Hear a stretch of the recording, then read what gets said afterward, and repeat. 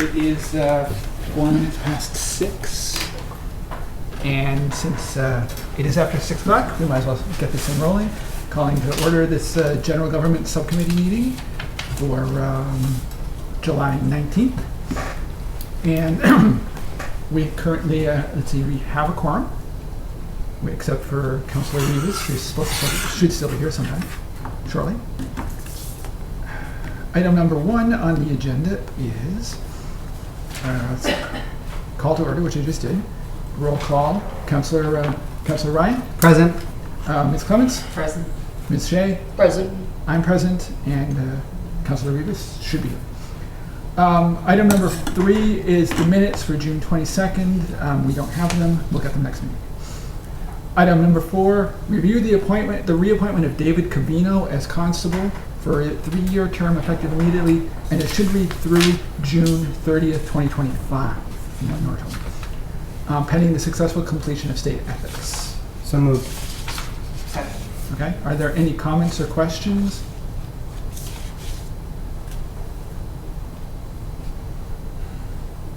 Is there anything in? We didn't have a paper on him. I didn't see one either. It wasn't in my packet. Constable, the traffic cop constable? Yeah, I mean I think this one is the. Which constable is this? I think this is the. I think this is the state legal one, the one that serves papers as opposed to doing traffic cop duty, Right. which is the special constable. Yes. Because this person isn't a police officer. Does anybody? This is like the equivalent to the role of like the elected constable in Charlton, correct? Yes. Yeah. Yes. So there's certain power, like the warrants and stuff. This is It the would one have who been posts nice to time have meeting something and on elections. it. and Has stuff this like that. guy been doing it for a while? I believe he Yes, has. yes. He's been doing this for a very Well, long it's a time. reappointment, so. Yeah. And nobody else, did this go out to anybody or anything, you know? I do That's a not. good question. Karen, can you answer that? You know? Not. I know he's been doing it for a while, and he has Yeah, I been know. turning in the percentage of his fees to the town that he collects. Okay. So what's the pleasure of the committee? Do you want to? I'm so moved. Well, we've got the motion, Okay, motion in motion. second. So do we want to vote on it? Do we need more information? Are you satisfied with this again? He's a reappointment. I'm satisfied the manager did do his due diligence. I would just request that we have an information sheet provided to the full council. I think that would be fair. He's been doing good work. We've reappointed him since I've been on here multiple times. Yeah, so sure. he has been doing it for a while. So a little bit of background information before it goes to full council, I think, would be appropriate. That makes sense. I guess I always point out that they should, these things like this should be advertised, or it should go out, because reappointments, that's good if the person's doing a great job and everybody feels comfortable, that's one thing, but if it is something that is open to the public, then the public should know that it's an available position to apply for if they choose. I agree with you. So, That makes sense. just, Karen, Just do like you know how many constables we actually have and we can have? I don't know how many we can have. How many do we have? That I don't know for sure. Okay. I can inquire into Nabby. Okay.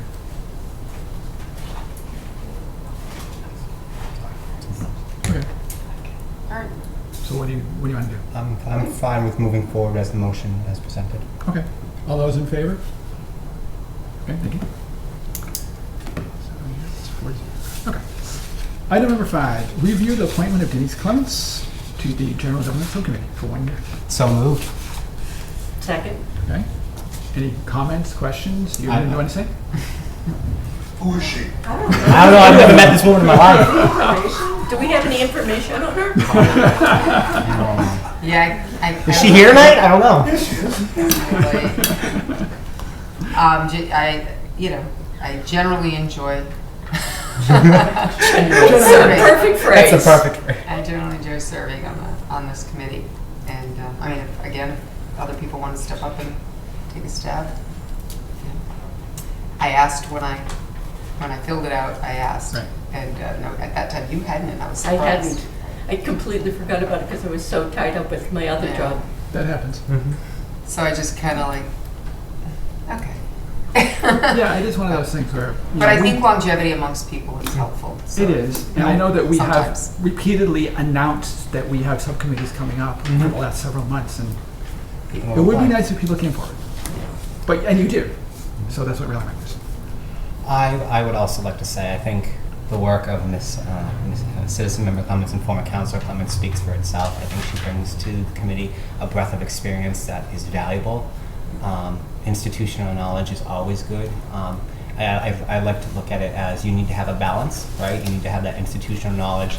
People who've been there. She served 3 terms, right? And, yeah, but we also need the new blood and the different perspectives, which is why I'm happy that somebody from the school committee is here. I think that provides a nice breadth and difference of perspectives that is necessary for this subcommittee, and I really enjoy working with you. I'm also astounded at whenever anything comes up, she goes, now we voted on that back in 2012. Wow. But you have it all down. It's just, I just remember. yeah, I am amazed and pleased. Thank you. This is And true. besides that, while we're talking, I loved your thing on the center vote. Oh, thanks. Yeah, that was fun. A great effort with the cable. So, Good. Yeah, you've been doing a lot. Yeah. You've been doing a lot of good work there, Yeah. too. well, okay. Any further comments or questions? All those in favor? I'll abstain. Okay. Okay. Item number 6, review the appointment of Martina Shea to this subcommittee for a 1-year term. So moved. August 1. Second. Okay. Any comments? I don't know her either. What can I say about Ms. Shea? I have had the honor and privilege of serving alongside her on different committees. I think she brings, as I said in the last agenda item, a very unique perspective that I think is needed, especially on general government issues. I have nothing but the utmost respect, and I look forward for Ms. Shea, and I look forward to serving another year alongside her. And I too, I have learned so much in the last 2 years. I've become a font of information. People ask me things, and like Mrs. Clements, I can go, oh yeah, well we did that already, or that's on the agenda, that's going to happen in a year or so. Right. Right. Exactly. And I say you're prepared, and you delve in. If you don't know something, you're not afraid to speak up and say you don't know it, or to get more information before you make a decision. So that's a good thing to have. What is Very that true. box they're building on the top of Dresser Street, Dennison Hill? Right. Battery, okay. Right. You don't think it's likely to explode at some point? As long as it doesn't, it's not an Alexis. Hopefully. Anybody else have any comments? Oh, Scott? Just a quick comment on both the previous appointment and the one that's up. I've always been of the thought that knowing the background and history of the town and where it's been, where it is, and where it's going has always been an asset. Martina has been involved.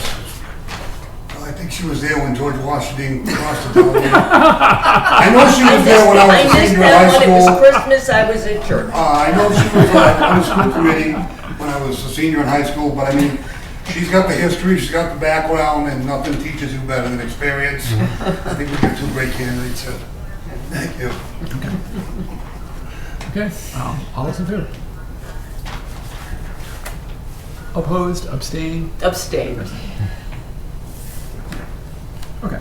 Item number 7, review the finance and town accountant transfer request of $6,901 from the town council reserve fund to the town accountant salaries to fund accountant increase per approved contract. So moved. Second. Okay. Do you have anything you want to say about that, Karen? Since this is your item and your contract. So. Yeah, I mean, just at the time, I probably would have been better to do the 2 together, but we didn't have the information, together at the time for the transfer. Oh, okay. So I just put it together now, just so it's funded through the end of the fiscal year. Okay. Why wasn't that on the budget? Because we just passed it in June, was it? Something like that, yeah. Yeah. Oh, okay. Any other comments or questions? What's the pleasure? I moved to But recommend we're- to council. All those in favor? Okay. 4. Okay. Item number 8 is review the Worcester County Action Council Low Income Household Water Assistance Program, LIRAP. as opposed to the LIHEAP program, which is the heat assistance. Did we double check our packet here? I thought it was very interesting program. Mm-hmm. Yeah, it sounds like a good idea. I mean, it's, and I should probably just statement for the record that I actually participate in the LIHEAP program. So I don't know if that creates an issue. Probably not, because this is unrelated to it technically. But it's, for the record, I want to say that. Has this been passed by the billing, does this cause any issues for the water company, that, in terms of billing and such? Does it make more work? Is it making it, because I'm reading that they're billing, the vendor gets paid, the vendor's gonna bill for the, so is there anything that's gonna, have you talked to the people that handle that? Has anybody gotten their input that that this program is okay for them to manage? Karen? Well, I think how I read it, and I hadn't gone over it with the town manager or anyone before, but as I read it today, it sounds like it would be between the town and the Worcester Community Action Council who's funneling the funds. So I think it's whoever the town manager puts as the contact here, whether it's the finance department or whatever. So it would be for those who are either, like it says in there, who are in, might have their water shut off, in danger of having their water shut off, or someone who's in arrears. Right. I have not talked to anybody at the water company about it, but I think we'll just work internally, with the collector's office. Right. And it did say, which was nice to see, that there was quite a number of people that would be eligible for the program. To see. Right? Yeah. Well, you know what I'm saying. Right. I just think, Yeah. for people to be able to have the opportunity to catch up on some of their bills. Right. I would think it would make the water company happy to do the extra paperwork to get people who are in arrears caught up. Yeah, if it works the same way LIHEAP works, they actually set up a fund that will actually pay the bills directly. Right, once the date is entered by the vendor, the LLA will send payment to the vendor within 30 days. So, but there's a process to setting up, so I just wasn't sure if we had actually, if we're gonna recommend something, it would have been good to, that the people who have to administer it know that they're doing it. But, they do the LIHEAP now, you said, Yes. so I don't know who In fact, it that, specifically mentions here the same agencies that operate LIHEAP operate this thing. right. And Councilor Steves, the LIHEAP refers to what? What does that Heat, stand for? heat assistance. Oh, that's for the heat Oil. assistance? Yeah. But that's not the, see, there's the difference. That doesn't, that The doesn't town do it. is the vendor, that's not the town, That's not is the the town, vendor. exactly. So that's why I'm questioning what I am. I'm not saying it's bad, I think it sounds like a great program, and certainly I'm all about bringing water bills up to current.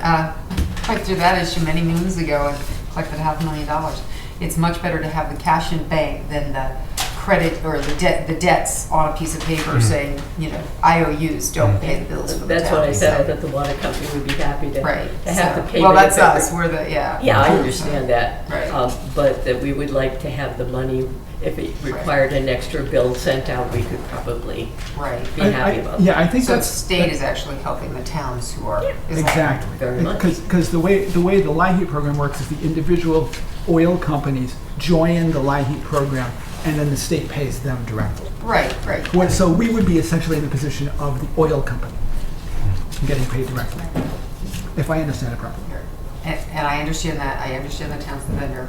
Again, my only question was, being that this is a contract that the town will enter into that will potentially have additional work or something, I was just asking if anybody had been, had been discussed with anybody that, that's all, just those who have to handle it. Right. That's fair. Normally that you'd have somebody who, like instead of Karen, you would be somebody that would say, oh, well, we're gonna run it through whatever system. Just saying. I think it's a good program. I think if the town wants to get involved with it, it's a great way for us to get our money back. And hopefully keep the people current after that. So do you want more information, or do you want to go forward with it pending more information, or how do you want to do this? I think there'll probably be questions at the council level, and then somebody better.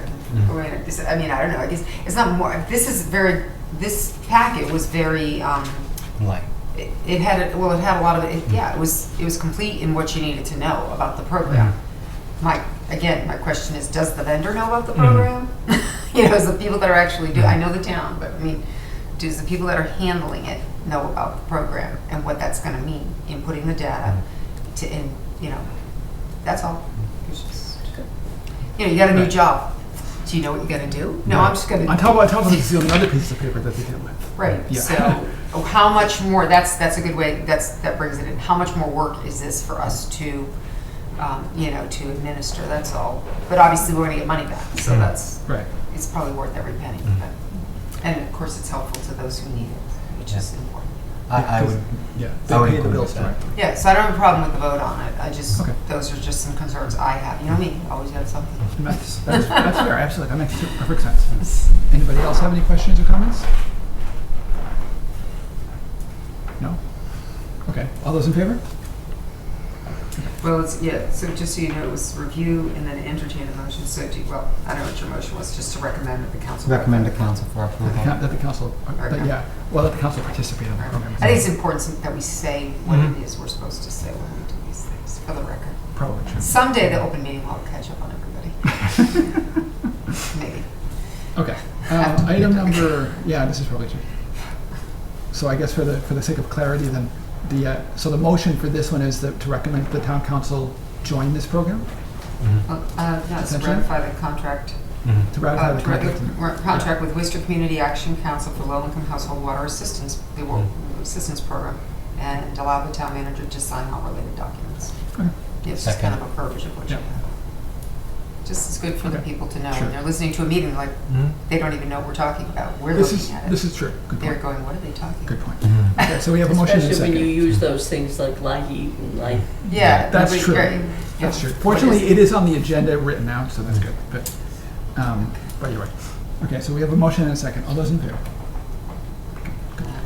Okay, item number 9, sorry. Review the Airport Commission request to apply and accept an 80% grant from Mass DOT, the Department of Transportation, for the engineering and filing of a notice of intent with the Southbridge Conservation Commission for replacement of old fencing surrounding the airport with a new 8-foot fence. I thought they already did that. That's already been approved by Concom. I know, that's already been approved. Once the NOI is filed with the Airport Commission, we'll be able to apply to Mass DOT for funds to replace the fencing over the next 3 years. Total project cost $22,500, town share $4,500. Rick? Yeah, that's already It been did, done. but this was emailed to town manager's office a month and a half ago, and it got lost. So, Oh. I'm sorry, that's why it's coming to now. So, just the background, we have about 9,000 feet of fence at the airport, and actually the runway project replaced some of it, but there's still probably over 5,000 feet still has to be replaced.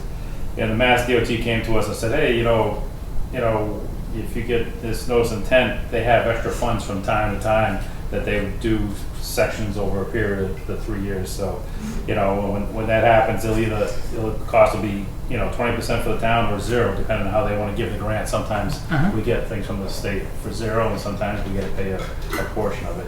So they said just apply for the notice of intent. So really, this is really just we're looking for is a motion to approve the application and accept the grant, and allow the town manager to sign all the related documents. With the town share of $4,500 would be paid from the airport enterprise fund. Okay. So moved. Second. So is this going back to Concom then? No, Oh, okay. 'Cause I thought we had already approved this. Yeah, so, this is just so everybody else gets paid that did the work. Okay, okay, so this is just clarifying Okay. our end of it, not their end. Yeah, okay. Okay, it was a last minute. They basically, as you know, that you had notice of intent and they Yeah. delayed it, but it was a last minute thing that the Mass DOT wanted it done before June 30th. Yeah. So that's why it was, they always come at the end of the year and say, we got some money, get this done. Yeah. And so it was a rush. ASAP. so they're not going to have a problem with the fact that we're voting this after the fact? No, Okay. they've already approved the application. Oh, okay. I love living in Massachusetts. Could I ask Yeah, please a question that's not on about this, about how the project is coming along at the airport? Oh, sure, go ahead. Yeah, the airport opened officially at 4 o'clock today. Wow, that's- perfect answer. That's it, That's yeah. great. Oh, that's amazing. Yeah, because you're gonna have your grand opening coming Yeah, that would be just a The ribbon ribbon cutting cutting. on August 1st, the Yeah. ribbon cutting, I think everybody might be getting invitations for Mhm. that. Yeah, I've seen an email. And, Wow, that, perfect timing for my question. And the RFP for the diner, we have a few more people that took out a form, so that's gonna be opened August 3rd, so. Oh, really? Good. So I'm hoping put that article in the Worcester paper and gathered a lot more interest, so. So we Get actually some- have, so we actually have a some- client to got do some that. good. Well, they're gonna have applications. proposals. Yeah. Proposals, yeah. They can Oh. see if their proposals meet their Oh, so you're requirements. voting on that, I guess. Yeah. Okay, I thought you yeah, said. we'll open- Well, they we'll open the them. proposals. Oh, you're opening the bids, okay. Yeah, open the Okay. bids. I thought you meant the diner itself. Or- No, no, no. Yeah. Okay. Nothing's that quick. So I was gonna say, I It'll did, be nice. Cable went there Oh, a cool. week or so ago, and we did an interview with the manager, Ron Bluff, and did a whole reminiscent of the past, and the future, and everything that's going on. So that should be coming out soon on Mhm. Cable. I know that Charles, our new guy, is editing that, so we followed Ron around and had a lot of great conversations. So I expect that to be something very informational to the Mhm. public. Cool. Good. So, Mr. Chairman, Good. Oh, Scott? Good. Oh, sorry, Mike, good. Mike, I think was first. Hey, Jasmine? Thank you. Mr. Chairman, through you. I was just wondering, I noticed that there's a lot of tree growth. It always seems to ruin that fence up there. I was just wondering if there's any plans to remove all the trees that are growing along the fence, in the fence, over the fence, through the fence. Yeah, well, I can answer that. The new fence that they put up now, they're digging down and putting materials down and putting a 3-foot path on either side of the stone. The older fence that's been there for, like you say, if you go a long way down the airport, that's the part that we're gonna replace, but once the fence is replaced, it's gonna be taken care of. I mean, that was prior to we had an outside person taking care of the airport back in the 90s. Nothing was done like it should have been done, but going forward, we'll take care of all the brush and trees on the fence. I know it's around the corner too when you first drive up to the airport, but Right. we take care of it. Okay. Anybody else have a question? Scott? No? Anybody else? No? Okay. All those in favor? Thank you. if anyone hasn't signed in, there's a sheet. We can pass it back. I think, I don't have it. yeah, I think Rick's the only one. Yes. I understand it. Oh, you This don't? chair is not a good chair. Okay, item number 10, discuss the wetlands bylaw and or act in relation thereto. And I threw this primarily on here just to figure out what we're actually doing, whether we're sending this to public hearing, whether we're actually going to do 3 readings at the council level and then post it sometime before the 3rd reading, which is what Erica suggested. I know I talked to John about it. He's not here, unfortunately.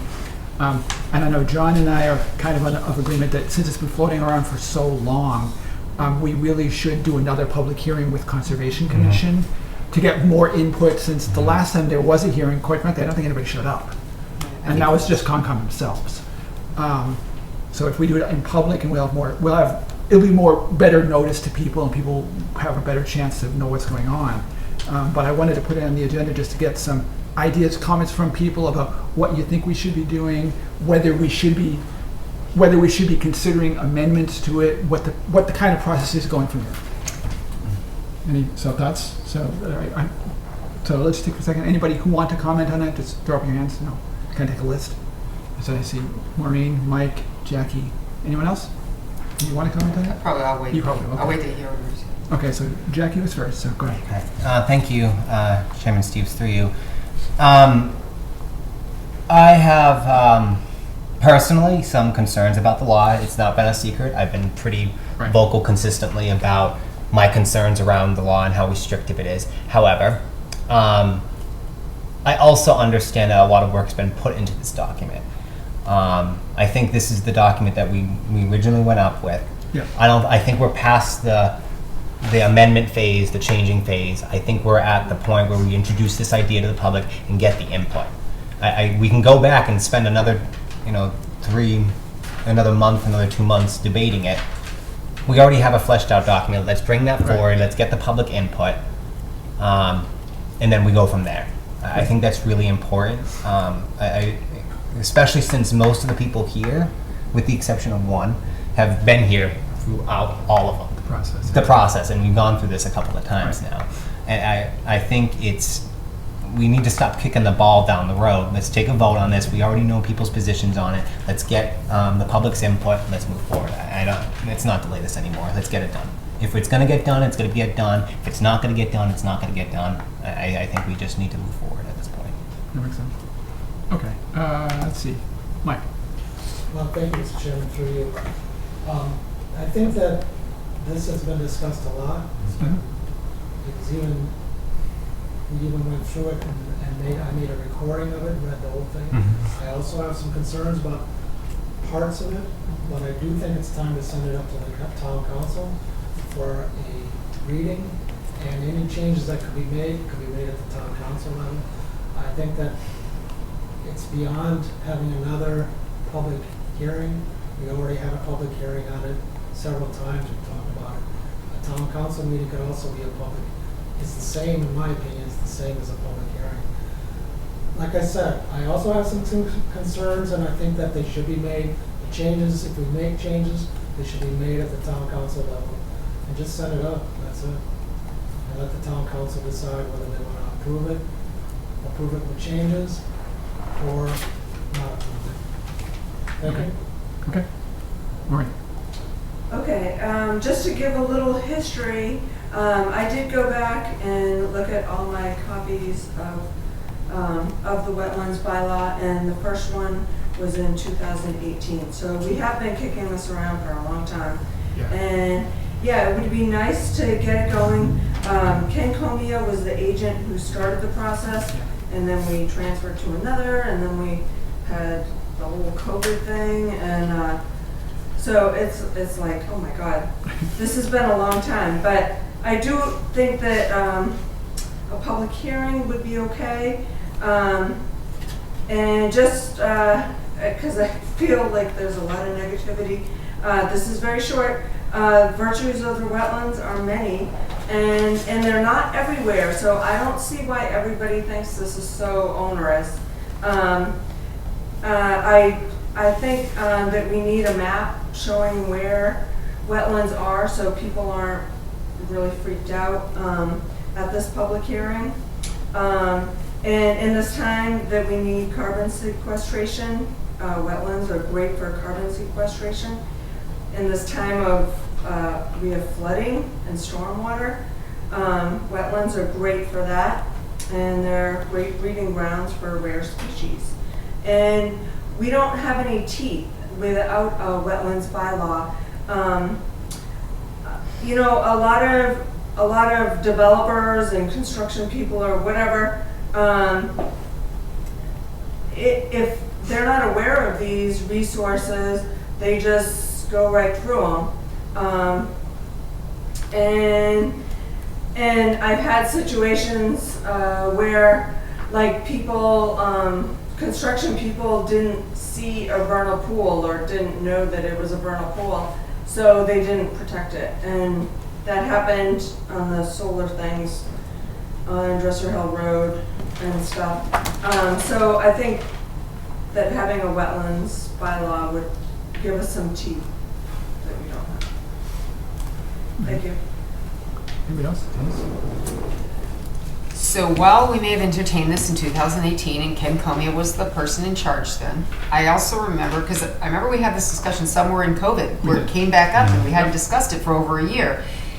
And I believe at the time I actually had documentation in front of me that said, okay, 2018, 2019, maybe 2020, I'm not even sure. But I do know that initial questions that were asked for documentation of things was never provided. I think I asked the same thing, like, what is the difference between this and what the state requires, and can you show us that? Can you give us the backup material? How did it come to be that you want to be stricter on certain things than the state? And I'm not saying that's a bad thing, I'm not saying it's a good thing, but without being able to manage both things, I was concerned about that. That was one of my concerns. I've been on in this committee for a while. That's probably one of the first things we took out. So I definitely agree with the public hearing, because I disagree, I'm sorry, with Council Marchetti and the fact that it's been kicked around and it should go to council level, and 9 people, 2 of who are new, should make the decision for the community on it, when I think there should be at least be one more opportunity, one open opportunity for people to realize, and not like, oh, let's do this next week, or even in 2 weeks. How about we set a date and you advertise and make known, absolutely. so that Absolutely. people who might be affected by this, whether it's builders, whether it's the homeowners or business owners or whatever, say, do we really care? I mean, is this going to affect me or not? And if nobody shows, nobody shows. Hey, I understand nobody's showing at an event.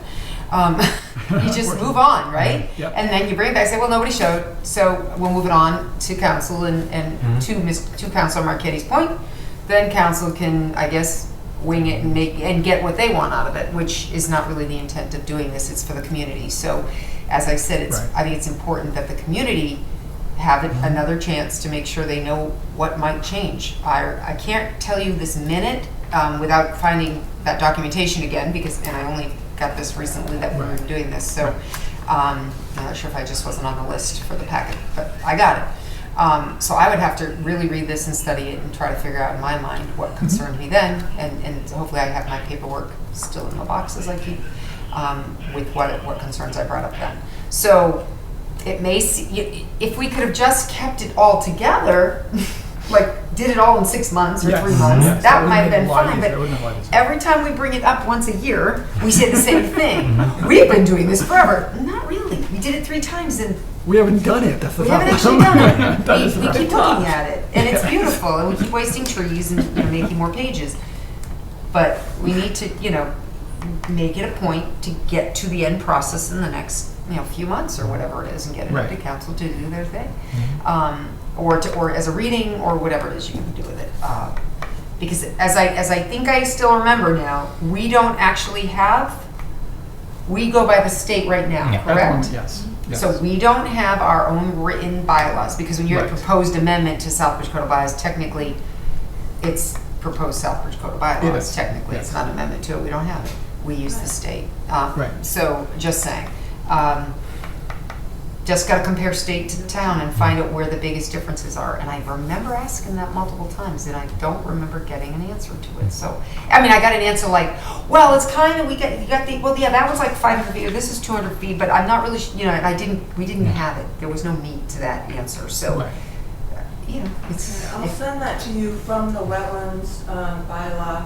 I Okay. have it online. I also have it in my big book, but I think it would be easier to send it online. Well, send the committee, send it to the chair, or whatever, have the chair do whatever, send people, if they feel like reading it and want to compare things, great, if not, again, it's the effort put forth to see what the results are at the end. Right. Maureen, could you send that to me too? Yeah, I'll send it to you all. Okay. And eventually, Yeah, we'll- this we'll would be put it something under that counselors, the everybody's council. gonna want, Yeah. or that it's gonna be available on the, I don't know, it maybe, obviously the proposal should be available on the town website at some point when you have the hearing, so people can read it, and, I just think sometimes things you say this, you want public input on anything, but it's not advertised much, and then people have no clue, and then it's over, And and we nobody's get still phone nobody calls. knows. And Don't we nobody all knows, get yeah. phone calls? I get phone calls. I don't know. We all get, or you get that thing in the supermarket, like, what just happened? How can we do this? What happened? Right. So, let's do Yeah, our I best, thought Chair. that this thing was supposed to have been put on the town website a long time ago. I don't know if it is. Well, Mr. Chair, that's your job now. so. We'll find out. Maureen. I just have a recommendation. The last public hearing we had was downstairs in our little cave where we, Yes. That's not nice. where the Concom meets. Well, I'm not surprised. Nobody went down there in our basement office. I recommend having it in the McKinnon. We would. Sure. Yes. And having cable videotape it, and so I think we would get more citizen involvement.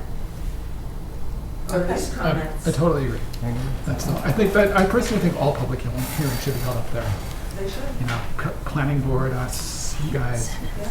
Yeah. The people will see them. People will get more interested in those kind of things. It's supposed to be good governance. Are you heading out there, Martina? Are you heading upstairs? Or? I'm heading upstairs. I want to be a little bit early to make sure everything's set up. Okay. Well, thank you for coming.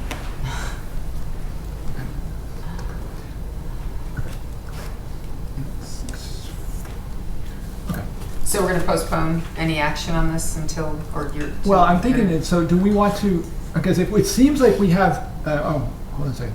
I see you, Mike, hold on a second. It seems like we do have a bit of a consensus. Do you want to make a motion that we have a public hearing on it? I'll make a motion that we have a public hearing on the proposed amendment to the Southbridge Code of Bylaws. Should it be a joint meeting between the council and the Conservation Commission? I think so. It should be. I think it should be. Okay. Would you accept that as a friendly amendment?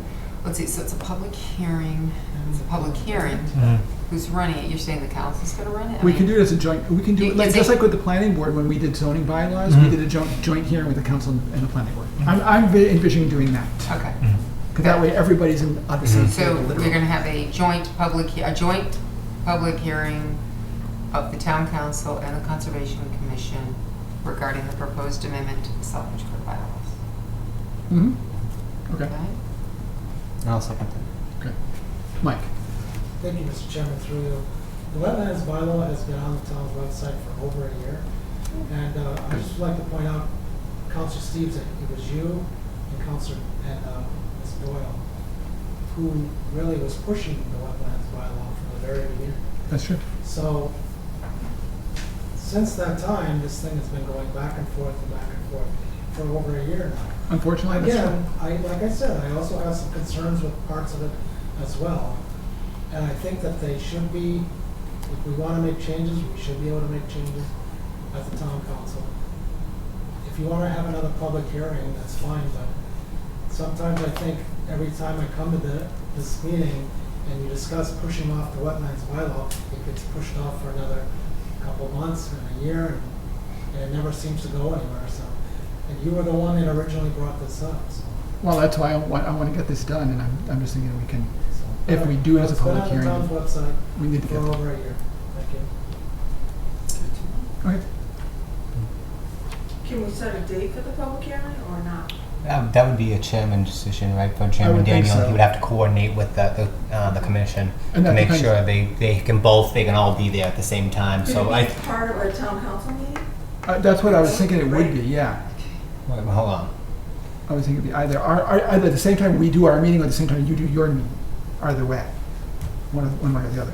Denise? Okay. I would, being that the way town council meetings seem to go, with, lots of items and 3 hours long, I'm not, either it's a before, or, I think when you join them together, that becomes an extended town, that just, I agree. it's not the same. And I would disagree, I guess you're gonna want a consensus with council and stuff as for dates. I don't know that it's specifically Councilor Daniels, because you're requesting to do a public hearing, 'cause- Well, it'd have to be posted under certain legal requirements. Well, for yeah, public of course, hearings, which is, of course, I want so to you say gotta find that out. I think it's two ads, and I want to say it's got to be like, I think they have to be twice advertised. What is it? At least 7 days or 14 days apart or something like that. Yeah, there's some. And I haven't done one of those. I've had to do a public hearing in quite a while, so I don't remember. So why don't you get that information together and just send a message to everybody, an informational email as to what some potential dates are, that type of thing. But I would recommend that you ask people, that you ask the council, you ask the commission, and yes, your committee, what are good dates? Give a few different options for people, and get some consensus Right. rather than. Yeah. Right. Good. Scott? I agree with Denise. Don't bring it up to the council meeting. This thing should be handled by the Conservation Committee. And, if councils want to go to the hearing, and Conservation can come up with a recommendation to council. That's the way I see it, streamlined, but I think you'd get more done by having a public hearing with the commission instead of having, we could have our own public meeting if you wanted, but what I'm saying is we end up with so many agenda items, this won't get the time that it's deserved. It'll be kind of like rushed through. So I agree with Denise. I'm not stuck on how to handle it. I just thought that a commission would recommend to the council, and the council would handle it as a bylaw like we'd handle any other bylaw. Yeah, I was kind of picturing us And doing if the it. council saw fit that they want to have a public hearing on it, I would rather, yield to the town commission to see what they do at their level, you'd get more detail out of whatever you want to do. Where council would rush it. Well, I can understand not doing it at the regular council meeting. I was thinking more, visioning more like what we did with the last planning board zoning hearings. Just where special meeting. We had a joint meeting. We actually did it on their meeting. One item. Yeah. And they came upstairs with a one-item meeting. And for us, it would be a special meeting that would kind of dovetail with whatever they were doing. Exact. Because their agendas are pretty short usually.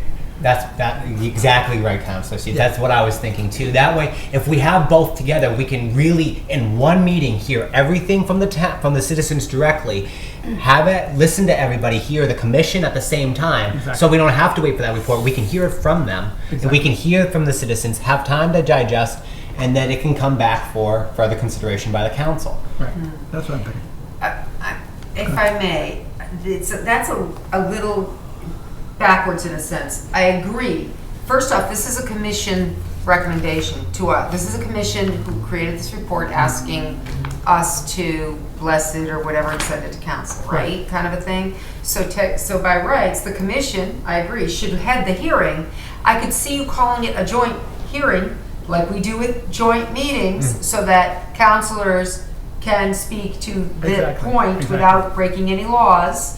But it would be run by the commission with councilors in attendance, just like it's a joint meeting of the general government and the town council. Why do we do that? So that people can have their say, but we know that the votes come from. That way the commission, with all that they hear, can either fix something, not fix something, and ultimately send it up as their recommendation, their honest recommendation to council.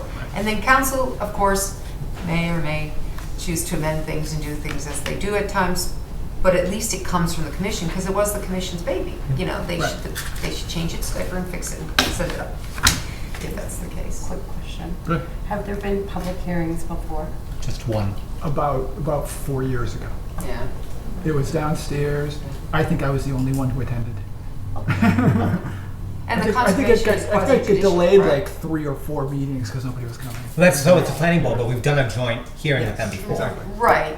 But what I meant is, being a quasi-judicial board, technically, you know, listening to people's input and all that, they still should be making their decision as to what to send. Now, whether council accepts what they send or wants to change it further, that would be beyond them at another meeting.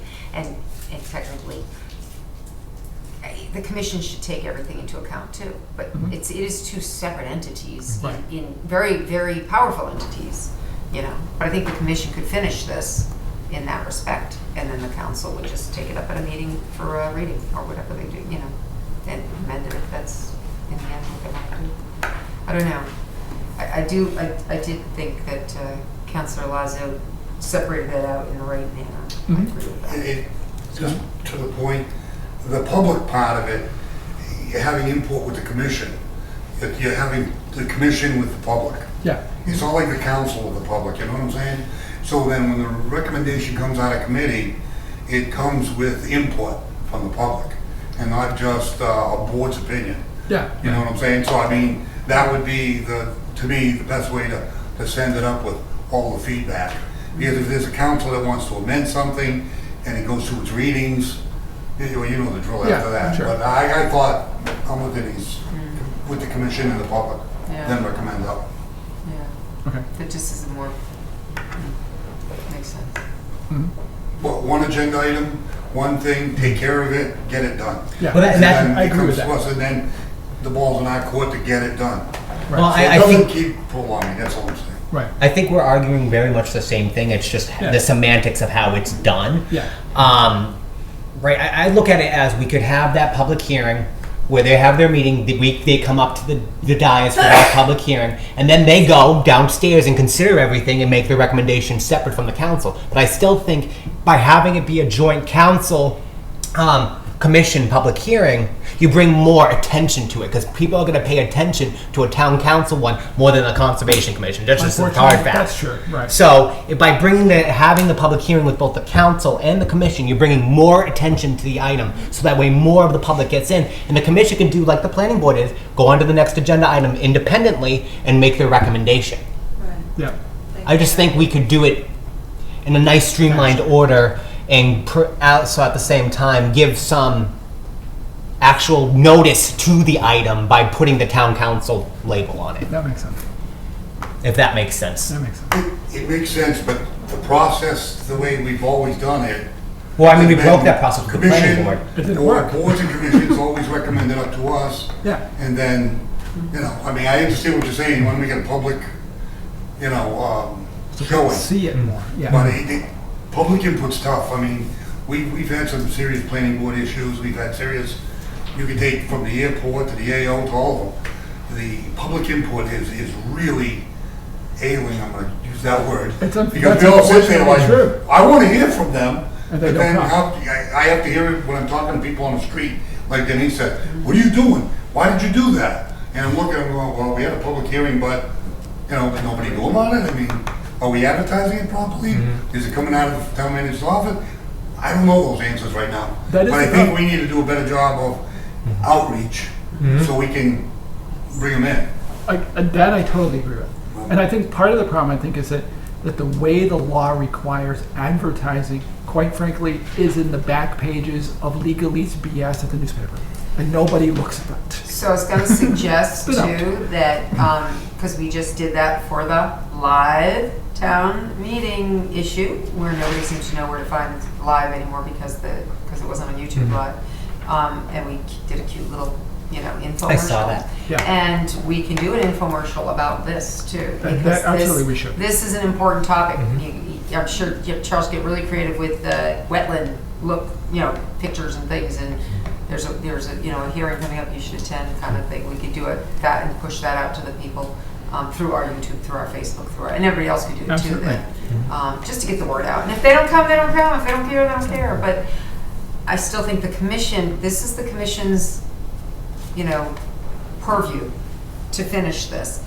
It can be in the dais, you can call it so that people can talk, you could call it a hearing with the joint, but I think the commission should run it. The commission should then take all that input from whoever gave it and do whatever they want to do to it and present the final document. Like, look, we're done with the hearings and all council needs to, because that then gives the people another chance at a council meeting to come up instead of during the discussion time and say something if they choose. Okay. So it's That makes kind of sense. a double.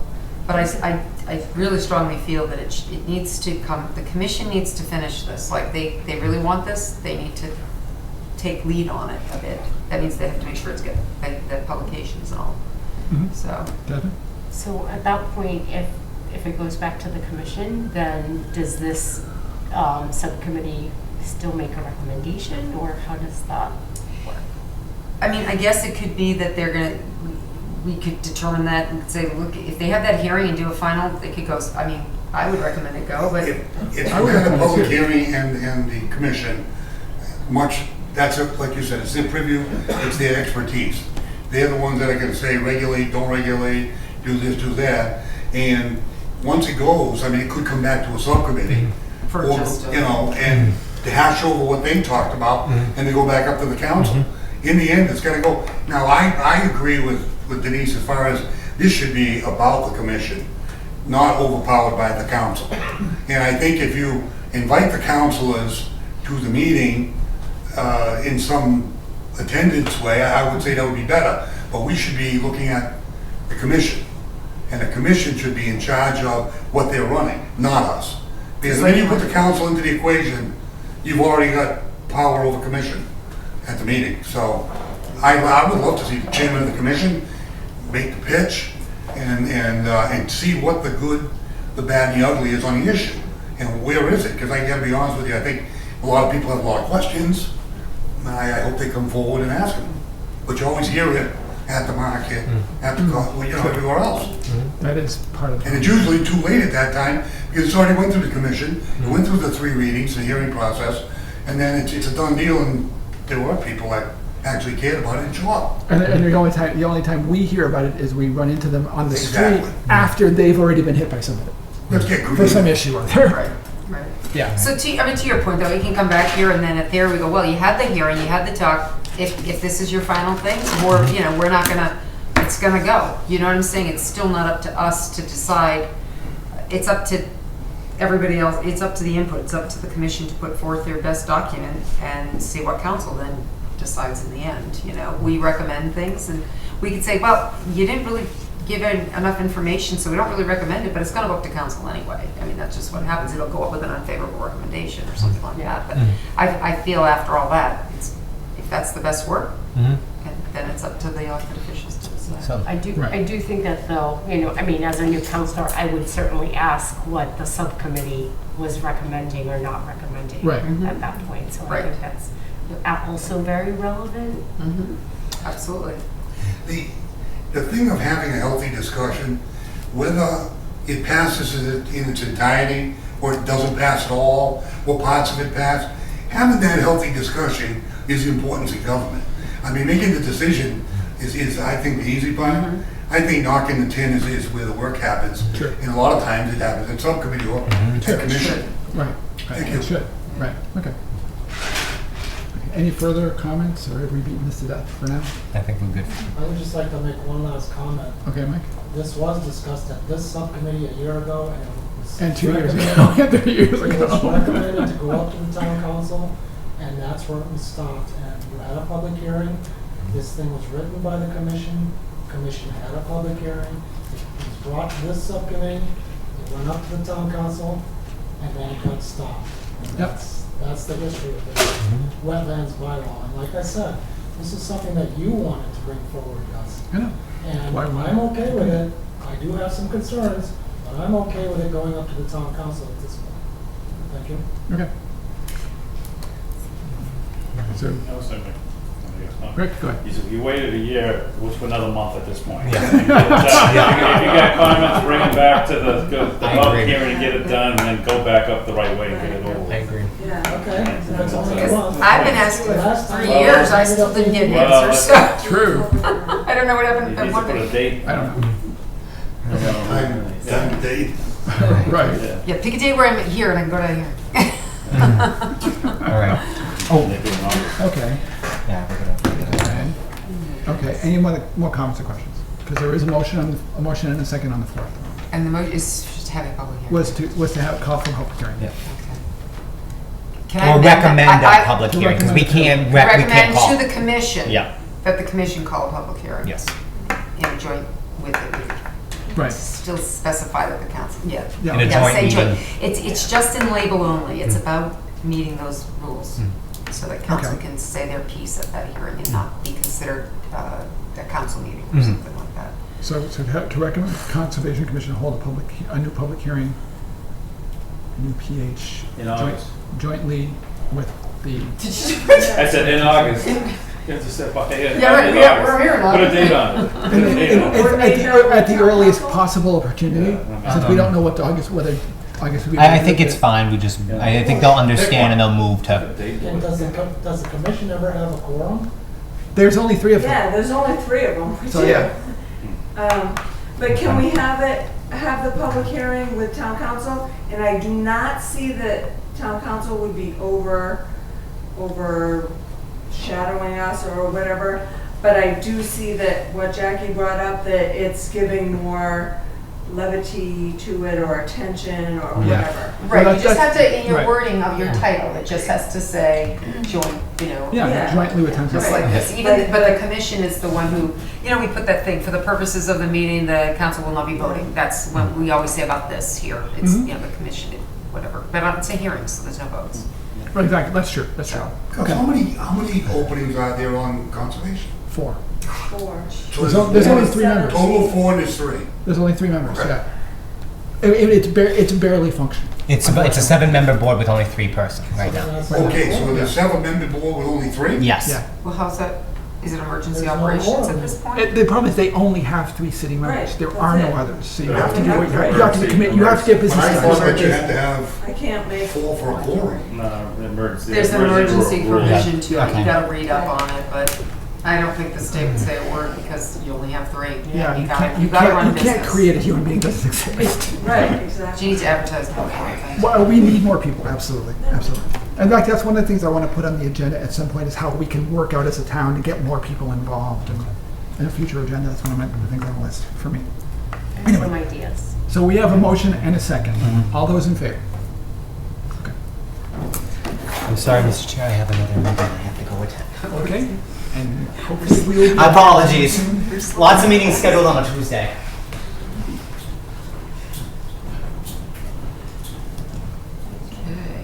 Okay. Okay, we are rapidly losing people. So we have, let's see here.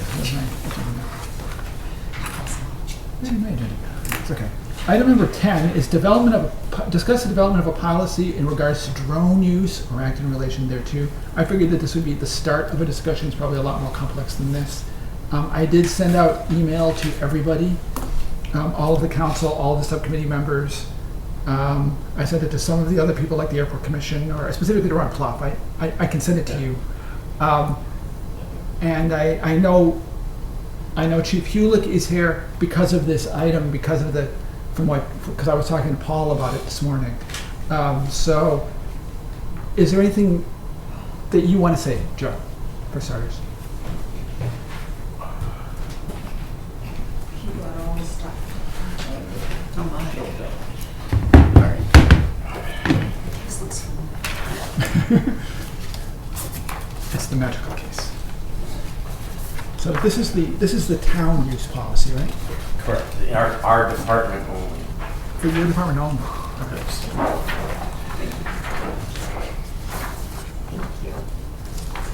They got one extra.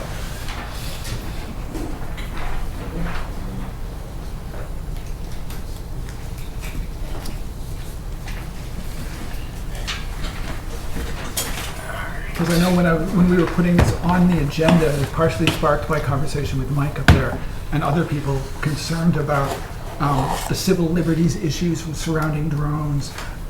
Who in the department, there's been conversation about who in town can use drones for what reasons. I know Concom has looked at the idea of getting a drone for their own purposes like years ago and it never went anywhere.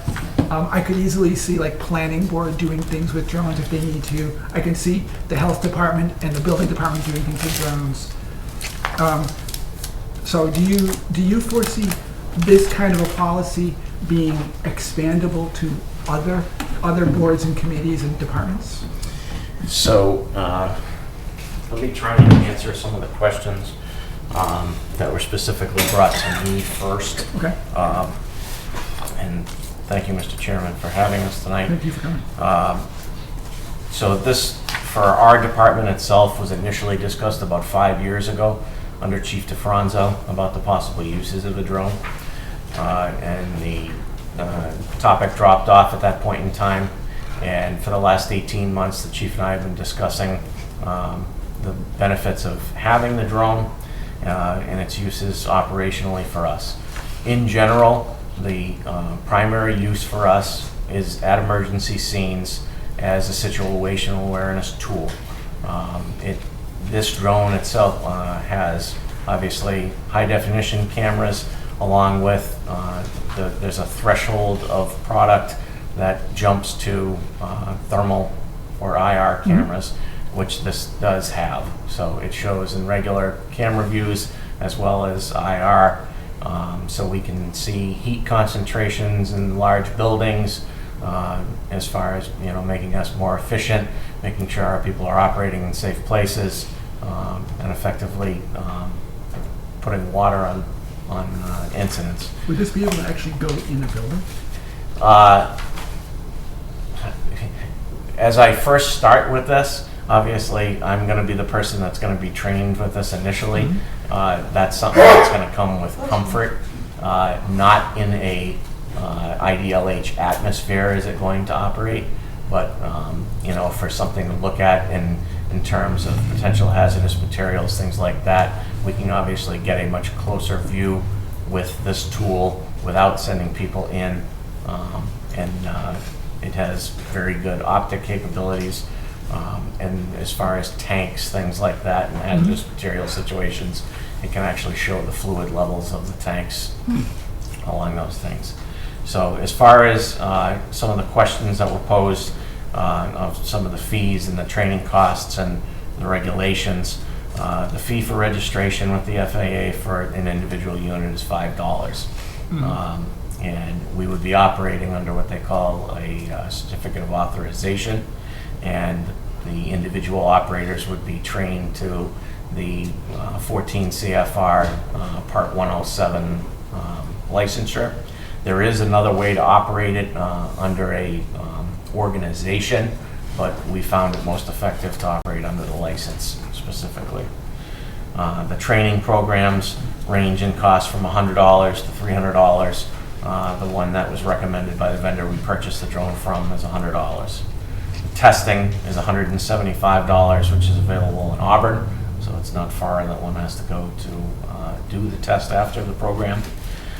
In general, it's 14 CFR that covers many of the items concerning the drone and the licensure specifically in Part 107. As far as who will be trained, initially be myself. The chief has also shown interest. There's been many topics of the potential for others looking for compensation for it. At this point in time, we're not going to expand it beyond us because of those concerns. Who has access to it? At this point in time, it would be in my vehicle, and I would have the immediate access to it. Possibly C1, obviously, if I was on vacation and he has his training, things like that. And need for additional insurance. It's insured as an asset as anything else within the community. And the privacy issue. There's been a lot of consensus discussions since 2016 that were opened up with President Obama, that he put forward a consensus committee to discuss the privacy of people, and generally they have come up with a general sense of good operating procedures. There is nothing that's been specifically put to law. There are several firms nationally that do monitor the cases with it. So what they try to accomplish is to provide privacy notifications in the immediate area if you have the opportunity to. Obviously, in an emergency scene, as far as our use would be, that would not be something that would be immediately available. If we could do something with putting it on the website or something along those lines. And then any stored electronic images would need to be protected for privacy. So if you can't get a hold of the people, you would need to try to fog out faces, license plates, things like that. And it needs to be stored under secure server. So at this point, we are not going to capture electronic images. Obviously, if you can see, there is a screen that's on the controller itself, and it would be the operator's eyes only, potentially, obviously the incident commander for our, and that we would not store any electronic information. But in the future, obviously we know that the police will be using some very high-tech data storage and imagery with the potential of cameras for themselves. We may entertain a discussion with them at some point to see whether or not they would be able to store and alter the video for us. So at this point in time, we would not be storing. As far as the airport, Even if you thought the scene needed investigation after the fact. there are different entities that have their own for fire investigation. The Department of Fire Services does have one, and they have the storage capabilities. Okay. As far as our use is situational awareness is the primary concern for it. Obviously, there are a multitude of uses that you could come up with for searches with lost persons. Along those lines, we've also had some discussions about, being made available for looking at town-owned buildings. If there was something that needed to be inspected on a building that we don't want to actually put a person there, we could do that. And obviously, since we're not storing images, we would have to make arrangements so that, potential contractors or whatever would have to be on scene to see it themselves at that point. So there is a contingency for that with the approval of the fire chief and the town manager in this policy draft. All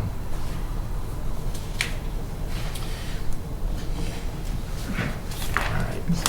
So in general, the policy itself in draft format covers how it would operate, under what circumstances. It does bring up the privacy, and basically it says that we'll ensure the policies are in place to prohibit the collection, use, retention, or dissemination of data in any manner that would violate First Amendment or in any manner that would discriminate against persons based on their ethnicity, race, gender, national origin, regional, sexual orientation, gender, and applies to the Constitution, and adequate procedures are in place to receive and investigate the address as appropriate civil rights and liberties complaints.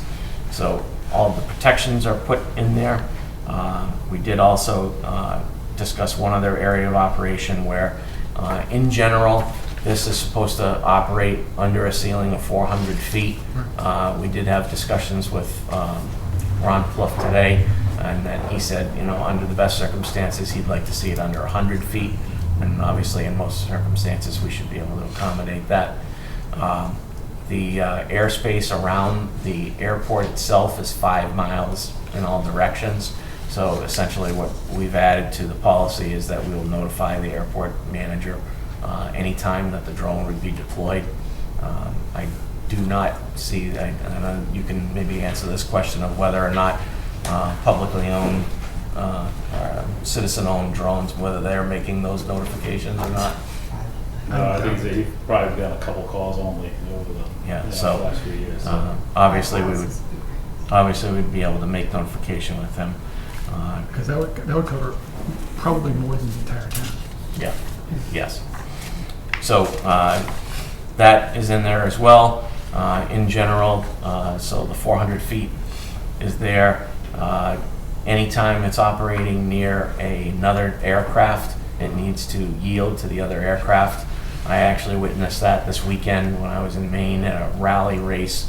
There was a helicopter that was flying over some of the well-known drivers, and the media personnel that were where I was, they all had drones, and then they brought their drones down while the helicopter was operating in the area. So that's what I try to answer for the question at this point. Okay. Any other questions that you would have? Thank you. I'm sure we probably have a bunch. Anybody have questions? Just to go around. Okay. So Scott, I saw Scott first, and I think Mike, and then you. Okay. Scott. I spoke with the town manager. I spoke with some of the people in reference to the drone because nobody knew that the drone was purchased. Mm-hmm. The discussion is supposed to go to PPP whether to have a drone or not to have a drone, to purchase a drone or not to purchase the drone. So we're going to bring it to PPP on August 1st. And I did talk to you Gus about it last night after the meeting, and I was under the understanding that this drone policy was basically the town drone policy. It is. It's also looking at the idea of whether we want a drone bylaw to cover broader issues, not just town. But to have a drone or not to have a drone has to go through the PPP before we move forward with any policy. So I just want you to know that on August 1st we're having this discussion because there's a lot of things coming up, like, you know, when they do a missing persons or a search and rescue, that's police, that's not fire. It's the state police, and I talked to the chief in Southbridge. I go, I don't understand this, but we're going to bring it forward, we're going to have a discussion, and we're going to be discussing August 1st, but that, whether we're going to want a drone or not want a drone, we'll discuss it at that point. And then I planned on bumping it, if it's a yes, to a policy decision, which we have to have some sort of policy. And I know the town manager had, we've discussed, you know, there's going to be a stipend for a man that operates it. To understand the full cost of having a drone, that will probably take place on August 1st. Thanks. Okay. Yeah, because I would definitely need to talk to the police department as well about the idea of whether or not we want to do a more expansive bylaw related to drone use in town, not just necessarily town's use of the drone. That's what kind of came up as an issue, because I know I was doing a little homework on it. I emailed it to everybody. I don't know if you had a chance to look at it today, but there are only a handful of towns that actually have drone bylaws. I sent a couple of them. I sent emails out to some of the other towns that I have contact with, and so far only one has responded, and that's why I'm saying they don't have one. I don't know how many have them. I've got a couple from like Chicopee and Holyoke, and I know There's a Belchertown has one. consortium of police departments that have them. I know Charlton has one. No, they have drones. okay. I mean town bylaws Oh, about okay, drones, which is a completely different issue. I know there are several towns that have drones, and there's a lot of people that have private drones out there. Like for example, if you remember when they were looking at the church wall collapse, the fire department had somebody a private individual use his drone to take a look. Not the fire department, the building department had a private individual use his drone to look at the church, which is certainly helpful. But I mean, looking at some of the bylaws that I've been looking at, technically that would be illegal because of the way he was using it. Although it's certainly helpful. And then there's some technicalities though saying it's not necessarily legal if the state or the town are doing it. And there's a lot of like ifs, ands, or buts, and I think we need to iron those things out because we don't want to get in a situation where we're creating a field day for a bunch of people, and yet other people get in trouble with it, and all this other stuff going on. It can be a complete mess. So that was just my thought process. That's why I put it on the agenda to start the discussion. Let's see. Trying to remember who had heads up. Mike and Jasmine. Okay. So my question was so this is a draft policy? Yeah. What would be the consequences for violating? Because I just glanced at some of the bylaws that Councilor Steve sent, and they do have sort of like delineated what the violations, what that would trigger. So I was just curious. So, in our department, there is progressive discipline. Usually the start would be a verbal warning, a written warning, and up from there.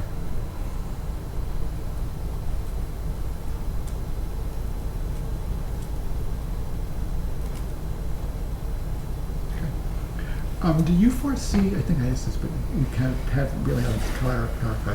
Do you foresee using this drone for other town departments? If you're not obviously on the scene to need it or whatever. Yes, that was part of the initial discussion with that is obviously to be proficient with the UAV itself. You need to spend time flying it. So that would be other opportunities, assisting other entities within the community, and getting that time. That makes sense.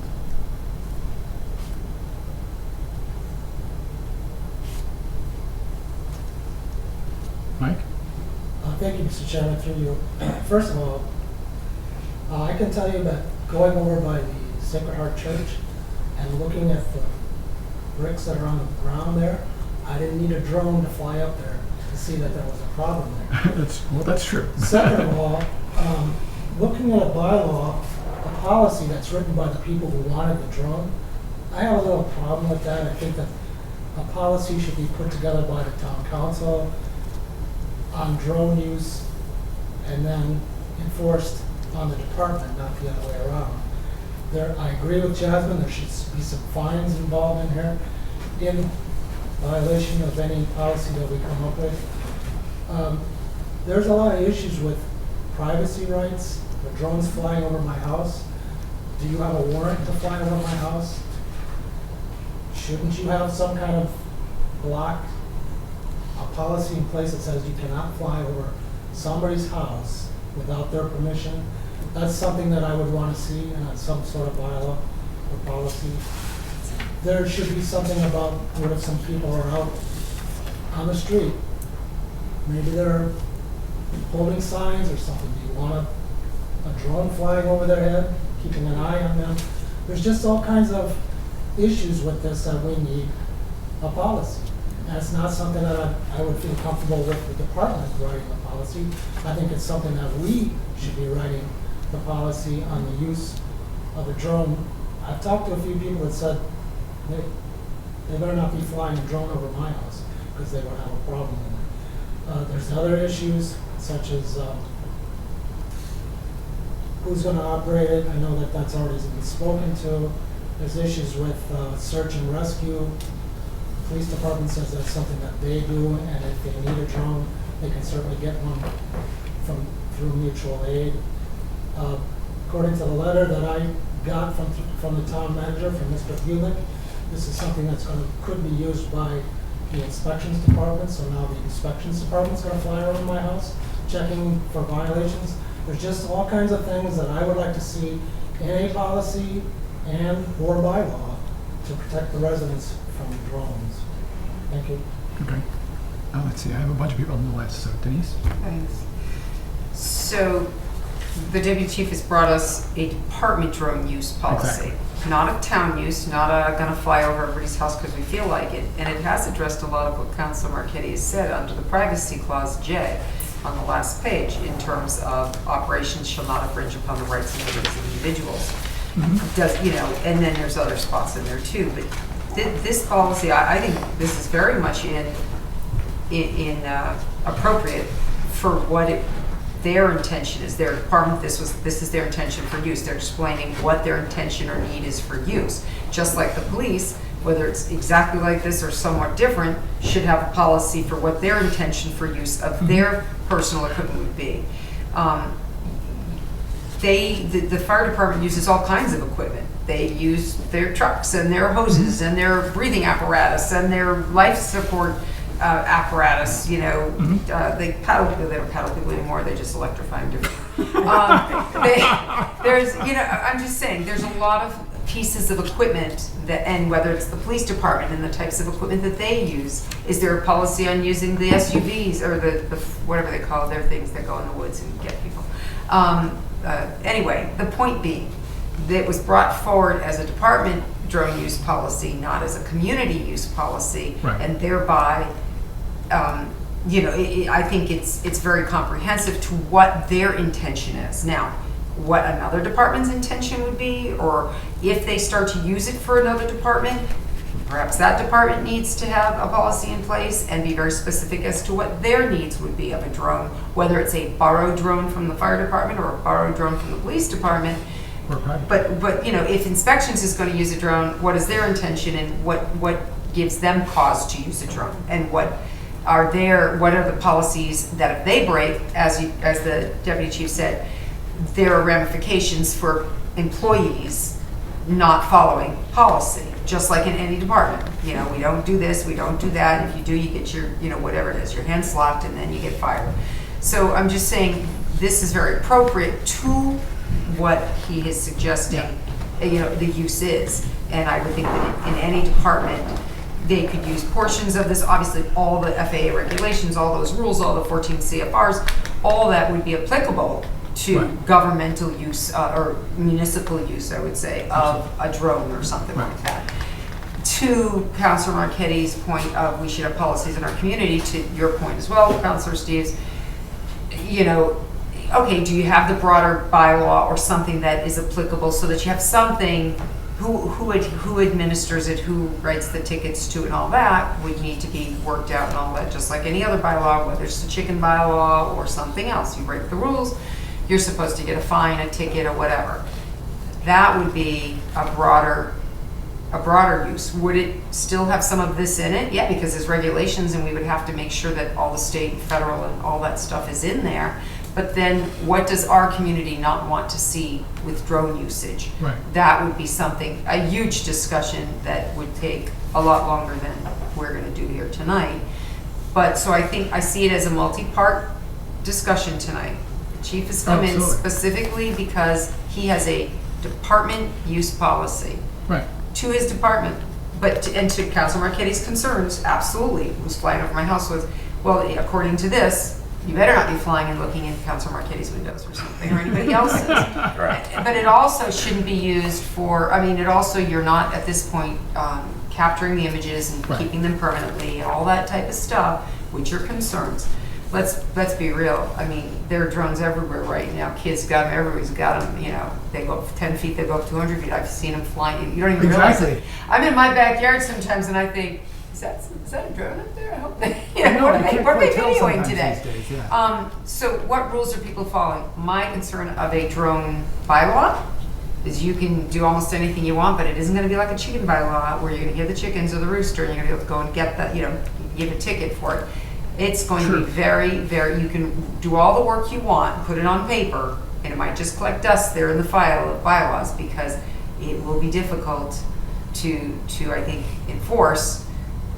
That said, you got a violator and you can do it, you can find them and you can find them and fine them, all the more power to you, or arrest them, or whatever it is to take, whatever the reasons are. So I think it's a good, something to look forward to work towards. It's a good effort to work towards. But in the meantime, if the first thing out is whether or not our departments are even supposed to have drones, purchase drones, not purchase drones, that's a bigger question for another committee, obviously. But I think what you've done here is very good. I mean, not knowing much, but seeing how I knew about the FAA stuff, I knew about, the mileage around the airport, that stuff. But I think you've tried to account for all the different things you would use this for or not use this for, and what would happen, who's using it, who might use it down the road. And perhaps maybe that's something the council would say in this. When new operators when your list of defined operators becomes larger, then you add to your policy that now it's a lieutenant, or now it's a whatever, a firefighter, EMT 1, 2, or whatever. Then you add it to it. So again, people know who is using it. And that's about it, because there's not much more you can do. If they do something wrong, it's going to be up to the chief, the deputy chief, and the town manager, somebody else to discipline. It's not up to council to discipline when that happens. So anyway, but I think that's a good job, and I hope that others will take your example. And, but I think as a policy, it makes sense for a department policy. But so if I understand what you're saying, that, let's see, to back up a second here. So basically, you think that the bylaw would be difficult to enforce, but we need one. Well, I think, we should be I don't know, coming up with I think something. we need to investigate it and see where we at with, if that's the future, Right. and obviously And a common policy for all town departments, not just the fire department. That Well, works, I think- for everybody. Well, I'm not sure that you can get that 100%. I think Probably each not one 100%, might segue off of the others. Yeah. And certainly anything to do with FAA regulations and that type of thing, yeah, that's all standardized. But maybe the police have different uses than sure, the fire. absolutely, sure, Or the inspections absolutely. will have different uses. So you can't say it's one policy, but what you can say, there are going to be commonalities Sure. within the policies, Right. absolutely. Okay, so I mean, there's differences in departments. You Sure. can't say that Sure. the health, Sure. the inspections department does the same thing. So there's going to be differences, but there's going to be department drone use policies. Maybe this is 100-58, maybe they're going to have a 200-58 policy. I don't know whatever their policy numbers are, but Right. I'm saying each department would have to have something within their realm that makes sense to that department. And it seems like I don't think the town as- manager's department needs one. Mhm. Maybe the town clerk doesn't need one. Obviously, Sure, it's the departments who are accessing, the first thing, we want a drone. What do you need a drone for? Well, you're gonna have a policy, where's your policy? We're not letting you have a drone without a policy. Do you know what I'm saying? I mean, that's That makes something. sense. Okay, so yes, I think you need to investigate more and work towards a community policy, but with the information only upon, I think it needs further investigation before I say you absolutely must have a Oh, community sure, policy. sure. I think there's merit. I'm just not sure if we'll end up with one. Okay, I don't know because I don't have all the information. Right, me either. On the surface, it sounds worthwhile to look into. Okay. Right, that makes All right, sense. Okay. Okay, let's see. We've got a Tough development way to- list here. yeah, I'm sure. Rick, I think you had your hand up. No, thanks. Sure. Pretty much Denise covered what I said. This is a policy for the department only. It has nothing to do with the zoning bylaw. Oh, sure. So it's and I think one of the things that we talked about, doing it for the police. They're not going to loan this out because they're going to train it. It's their equipment. They're going to have the operator. So if they do anything for any other department, say the police department, that person's going to go with the drone. So Sure. I don't see, and you see in paragraph A, town manager and the fire chief must sign off for anything.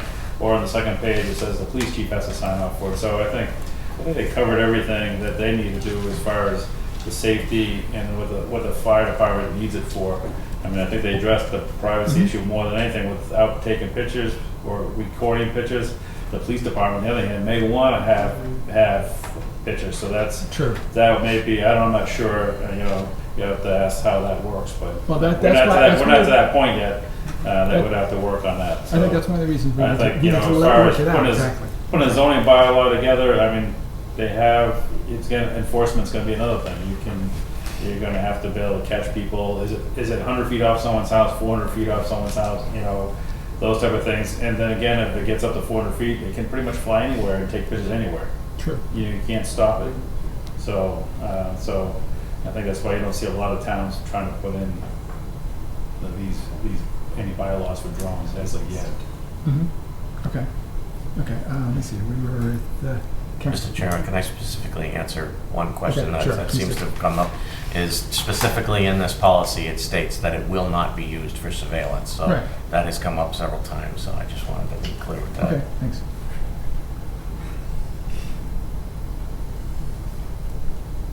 Okay, Karen?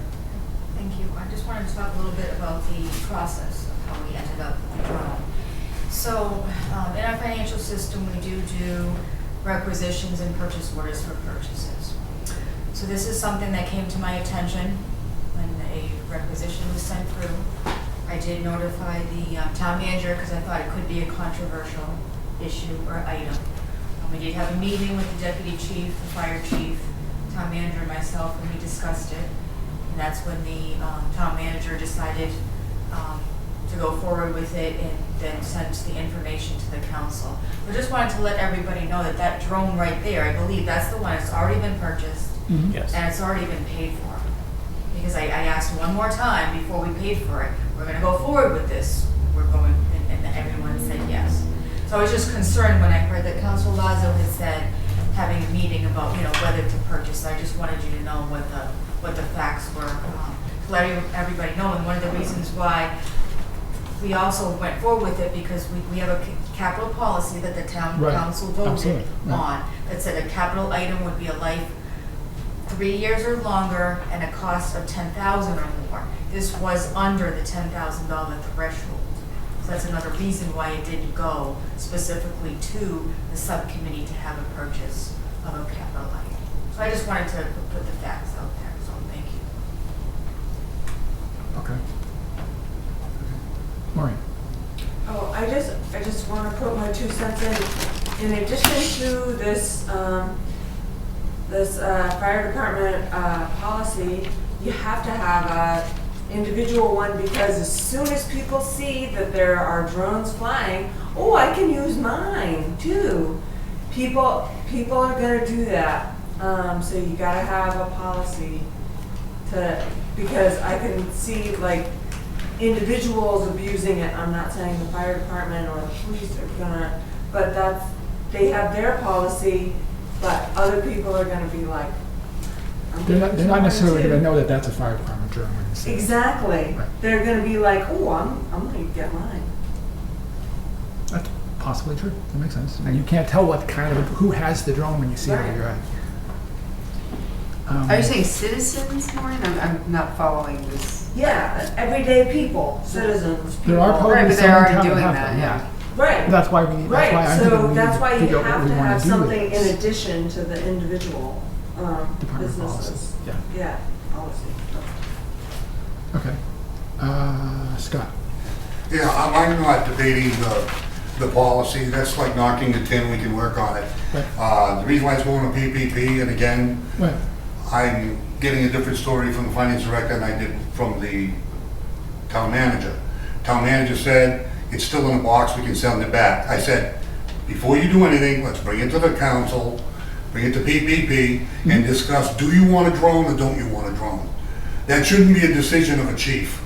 That should be a decision of the government that oversees the community and the people of the town.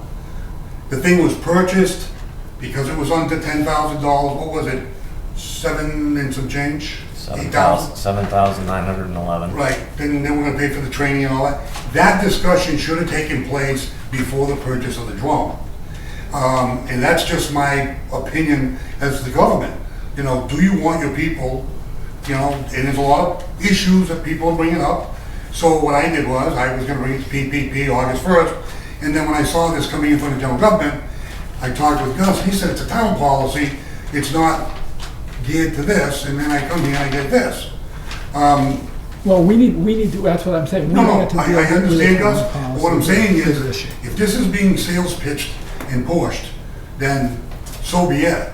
I mean, it'll be on the 1st, and let the council discuss it. Right. Because this is a piece of equipment that can be detrimental and liable to the town of Southbridge. Absolutely, Do I want to take on the liability for the townspeople if something goes wrong with this? Do I want Big Brother overlooking our people? And those are the questions that are being asked. I didn't even know it was purchased at first. Then, when I was told it was purchased, I went to the manager. The manager said, still in the box, we'll send it back. I said, well, why don't we discuss it? I don't think discussion wouldn't hurt anybody. Worst case scenario, we don't do the drone. The Right. best case scenario, we do the drone, then you make the bylaw. Putting the bylaw before the purchase, before the so-called come to PPP is the cart before the horse. And I think in a lot of cases, I voted on some chairs for the fire department. They were purchased 2 weeks before I even voted for them. This has to stop. I mean, I don't know if you know the procurement law or whatever it is, maybe I don't know.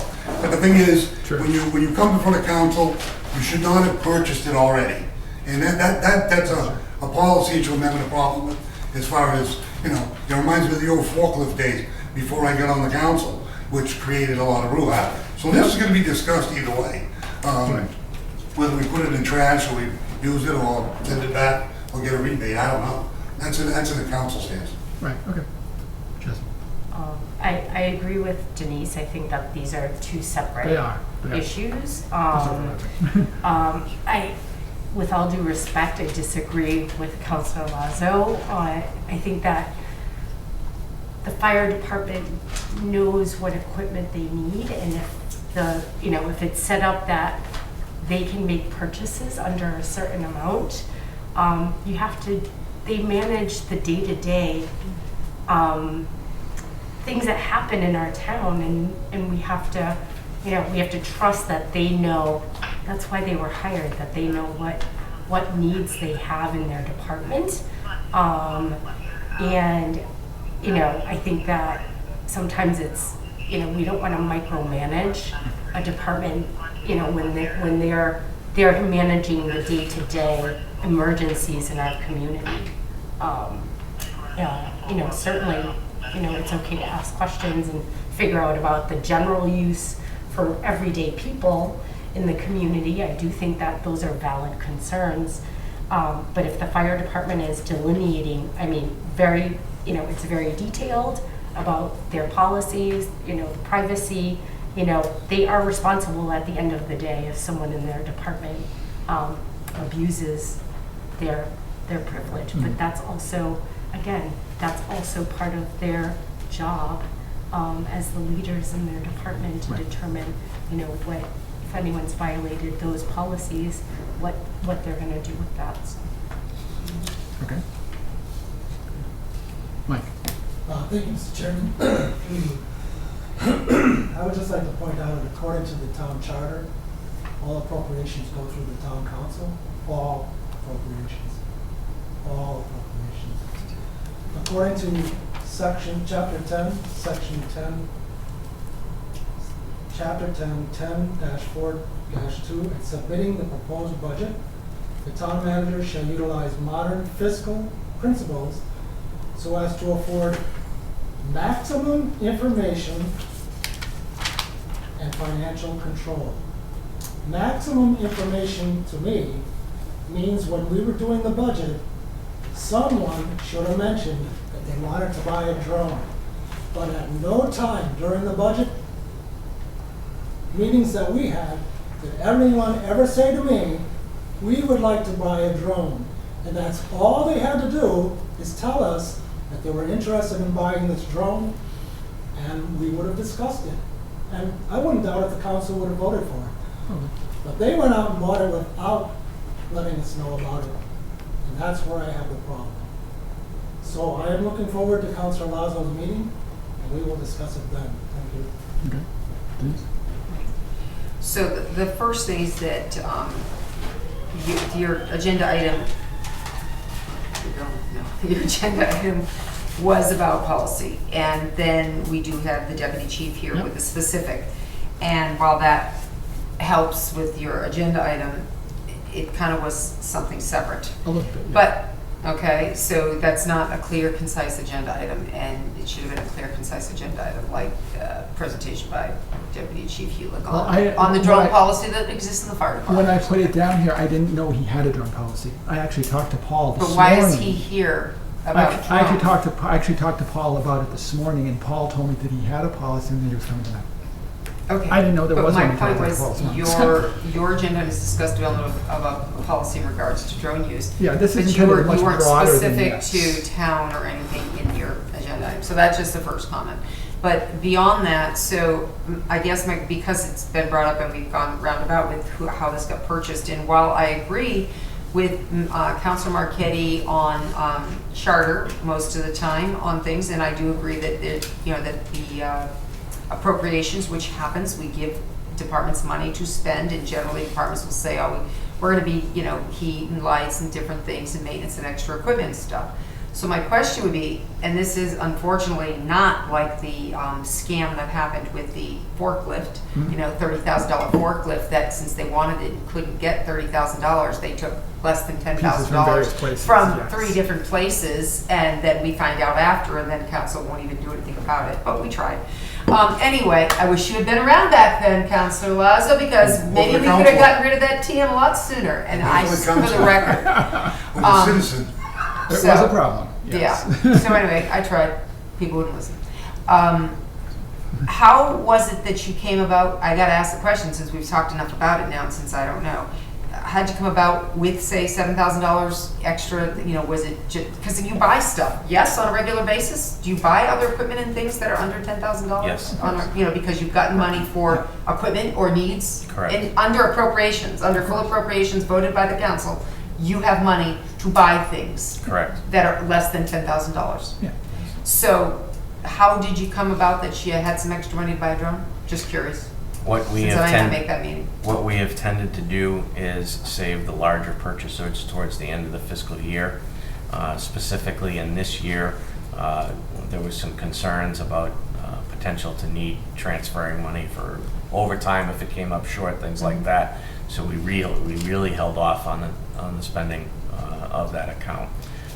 We did have sufficient funds to make the purchase. The other items that we had looked at through the year we had done, and the other issue that we came up with and waiting to the end of the year is supply issues are rampant. Right. So there were some items that we looked to purchase that we weren't able to because they wouldn't be able to produce the product. And that's when the decision was made that we were going to make this purchase. Okay, so under 10,000 within the budget, within the appropriated amounts of money for equipment and supplies or whatever. So the only thing I see that, and I would assume down the road you're going to raise, is that there was the potential for it's nice, council likes to be informed of things that might come out, and this being a public item in a sense, because drones are, that new thing. It's kind of like when you suddenly see a gator running down the street. Well, how'd the police get a new gator? Where'd that come from or something? Same idea sometimes. I mean, Right. you see a big purchase and you're not sure how that happened. And, I just say the police, it could be you, it could be anybody. How did it happen? It was a donation or something. But still, I think the council's biggest concern, and you'll have to deal with it at some, is that it might have been nice to say, hey, we're looking into the drone. We have the money to do it. We can buy this thing because it's under our supplies and equipment. But do you have any concerns with us doing it with policy-wise for the town or something? I think that would have been the respectful, responsible thing to do, perhaps, just in my opinion. But in the meantime, thank you for your explanation, because that makes sense. But again, I don't believe you bringing in the policy under that line item was appropriate, Mr. Chair. As good as I like your policy, and it is appropriate. It's just, I think, because you weren't specific to, It wasn't, community policy. we are not approving this policy. This I is know we're just not for approving it. information more going toward a larger I saw it more as information going toward a larger policy. Okay. That's my intention, is a much larger policy than just one department. Well, I think maybe. And the fact that he was available So to I think what provide happened information was is you really helpful. started this agenda item off with a presentation on the. That was completely So- unintentional, actually, when I put the agenda item on. As I said this For morning, future- talking to the chief, I did not even know they had a policy until the chief told me that it existed. So, Okay, but I'm just I saying, don't you know. started this agenda item off with introducing the chief, so that was like he was the agenda item. Well, So, Okay, I see what you mean. I see You see what I'm saying? Yeah, I see okay, what you mean. thank Okay. you. I'm done. Scott, then Jen. Yeah, I'm not debating the financing or whether it was an inappropriate finance. I mean, we need to tighten the belt on the free spending at the end of the year. That's what it comes down to. Okay. That there's so much free money washing around between overtime accounts, which should revert back, whether to levy the taxes or to go back to a free cash account. As far as the equipment and trusting our department heads, I can say that this gentleman in front of us is impeccable. One of the guys that's wholly qualified for the position he holds, he should be holding the top position already. And this policy, I'm not debating. It's a fine starting point. My problem is, if you're gonna make a decision on a piece of equipment, how you finance it's not my problem. Yeah. But when one of the previous speakers says, trust your department heads, they know what they need. You're gonna learn that when they ask you for a $600,000 vehicle, or a $400,000 vehicle, or whatever they ask you for, you are the check and balance to the taxpayer. Right.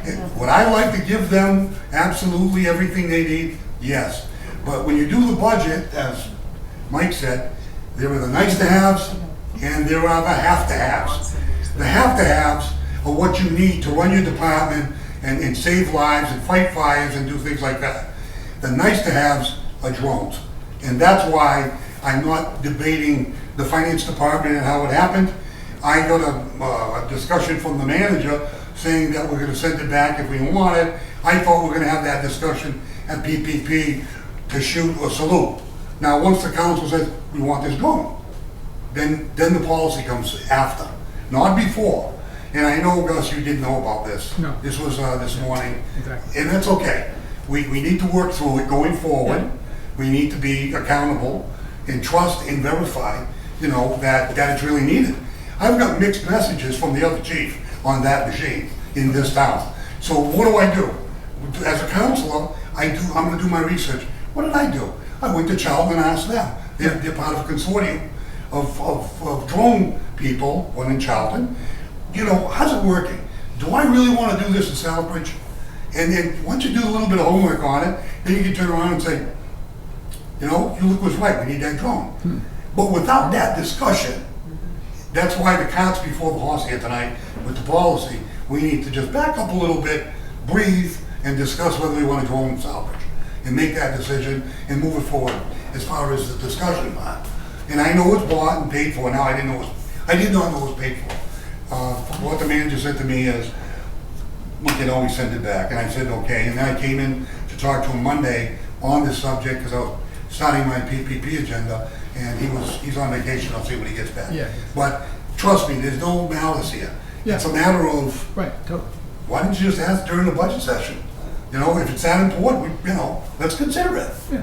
We should consider everything that a department head presents. Mm-hmm. You can consider it for 10 minutes, you can consider it for an hour, or you can just not consider it at all. Well, you should at least give it a shot. Yeah.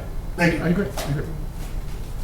Okay. Can I just point out one thing? So you said this policy was started with the previous fire chief too? Years ago. No, the idea of a drone. Of a was- drone, right? Yes, the policy was based on stuff that I had received from other departments, some local, some from across the country, brought together information from all of them, brought it from the best practices with privacy, and then added some things that would probably be specific to our department.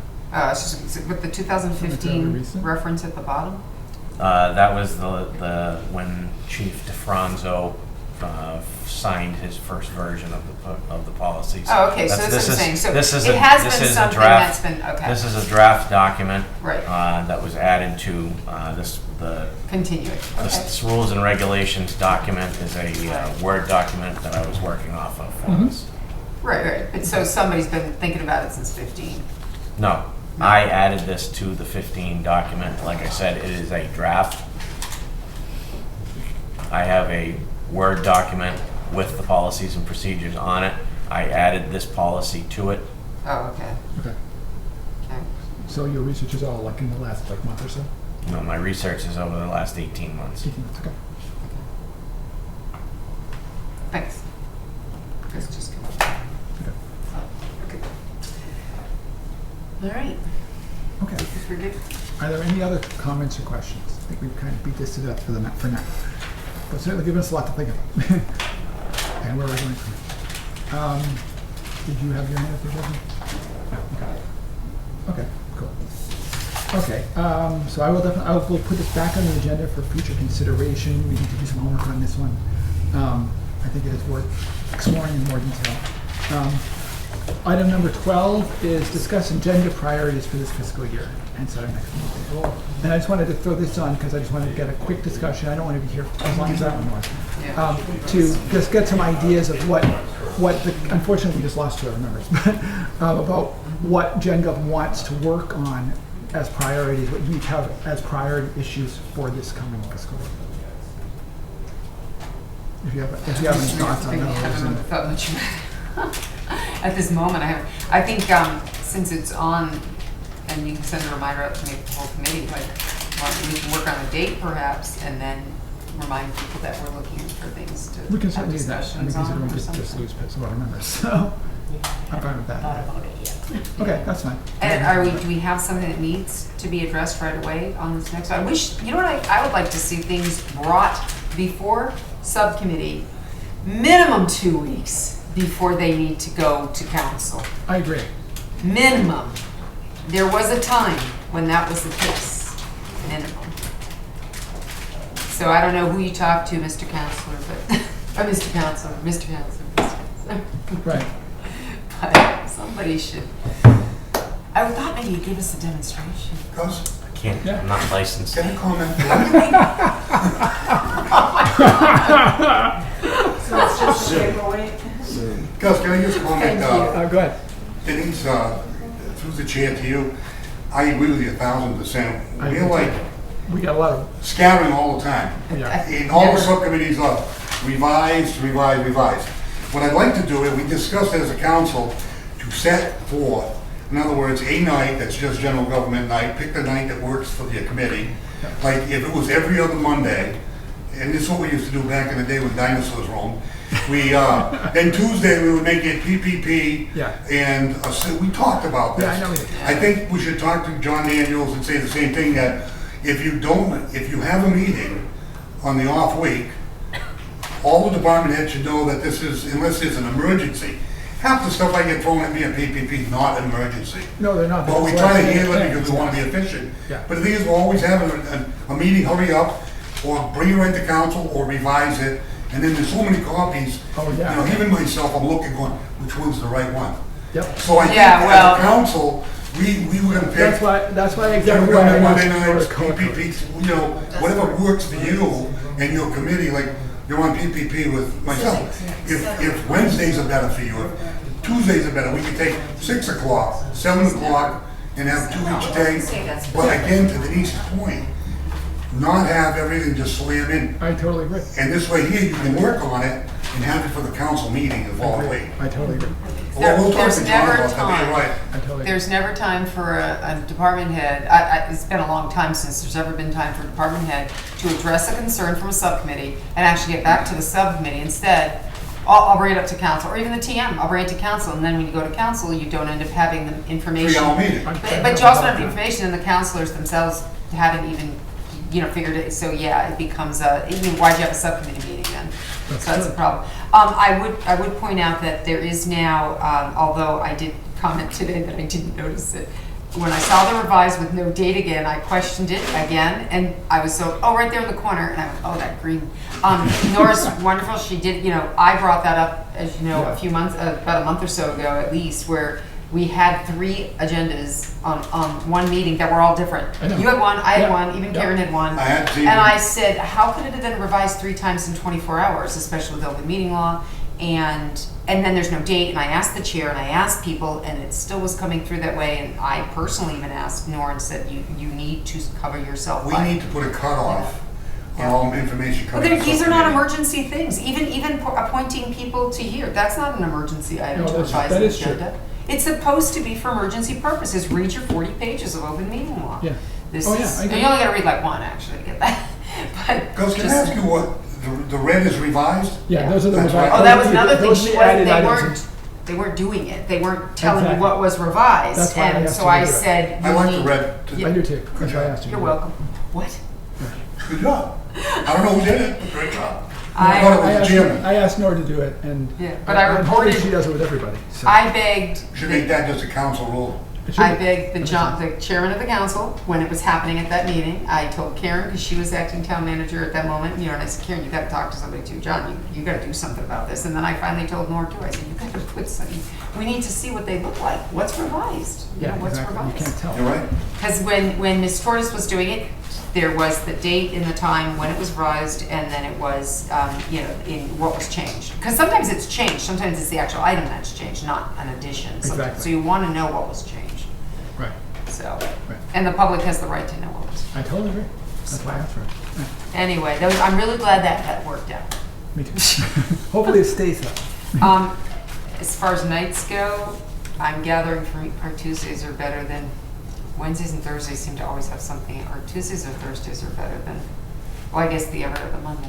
But Wednesdays are usually more, between other things that I'm involved with. So Tuesdays and Chamber. Thursdays are better for you. Tuesdays and Thursdays could work as well. Yeah. I'm more of the fan of at least asking your group what days are good. I know, that's what I'm versus- trying to do. And even myself, I mean, Jazzy's on PPP. Right. If so- Jazzy has a general government, why make you go out 2 nights when I can go I agree. after? In other words, you come here at 6, you're at your meeting, and then my meeting is right after, and, you can just one night instead of, because it gets I- yeah, crazy Well, sometimes. then you get that other You counselor. have a council that's meeting got that a different week. committee. You'd rather have your subcommittee meetings on the off week, your council meetings, so you're not, out 5 days a week. I'm kidding. And Thursdays are tough because then it's agenda night, so then you're actually out 3 weeks or whatever. You've got to be out even If we further. could squeeze it from Monday to Wednesday, it would work for the agenda on Thursday. Monday for the council. Yeah. Would. With the exception, you're still trying to get them 2 weeks, not 1. 2 weeks would be a miracle. Right.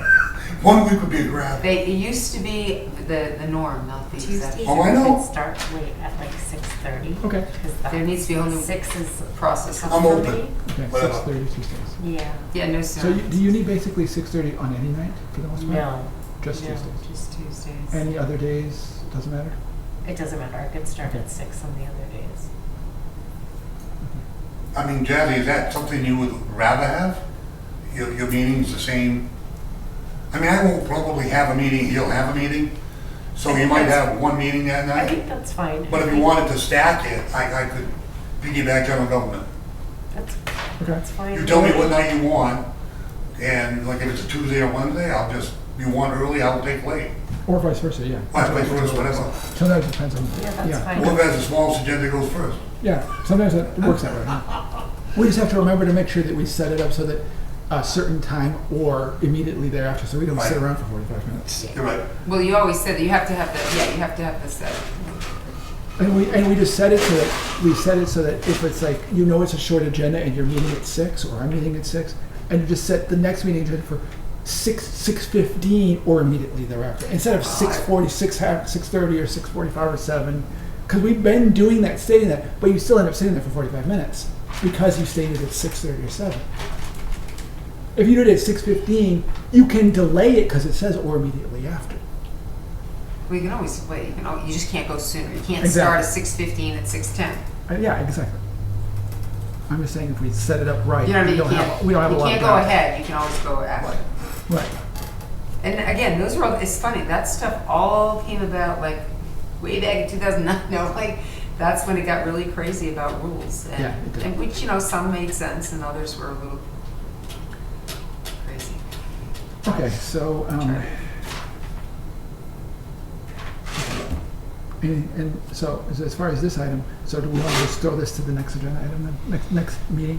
So we have time to think about it, okay. Okay, so do we want to set a next meeting date? Well, as I'm saying, is there something you're saying you want to set? Well, because I know I was throwing around the idea is that, as Scott mentioned, they used to have standing meeting agendas for each subcommittee. And it actually, I don't remember, was it you, Mike, who pointed, or somebody pointed out, I think it was Nora actually, who pointed out, in the charter or the bylaws, it says subcommittees shall set their meeting date at the meeting. Shall. Somewhere, I don't remember if it was bylaws or charter.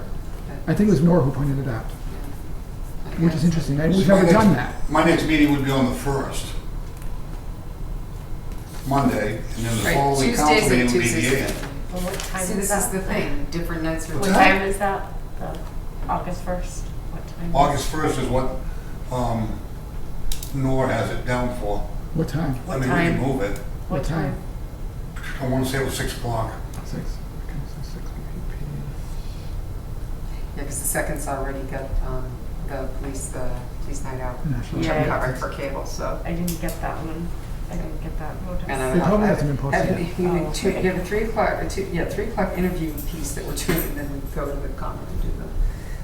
Okay, because if you want to meet then, I have no problem with doing that. If you want to meet after that, Yeah, that that's work for you? fine. On that Monday? Okay. Sure. So you want to do 7 then? How long is your agenda likely to be? I always take an hour. You- I mean, or less. I mean, I'll probably get that done in 45 We can minutes. stretch it. So Stretch then it. then if We'll I, stretch it so if out. I post, I'll have it posted for 6:30 or immediately after. So that we don't have. Or a immediately line- following. So immediately following PPP. Yeah. The following part is just more, makes sense. The after people don't understand the I after. mean, I went through 30 some odd agenda items in 1 hour, but what I have on there should take maybe 45 minutes, if that. But if you do Okay. yeah, that would work. Yeah, that way we won't have any downtime. Sounds good. Good enough. So I guess we are looking for a motion to adjourn. So moved.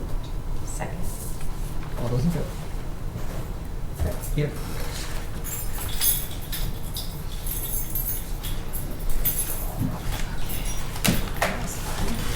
How do you do? Okay. Thank you all for coming.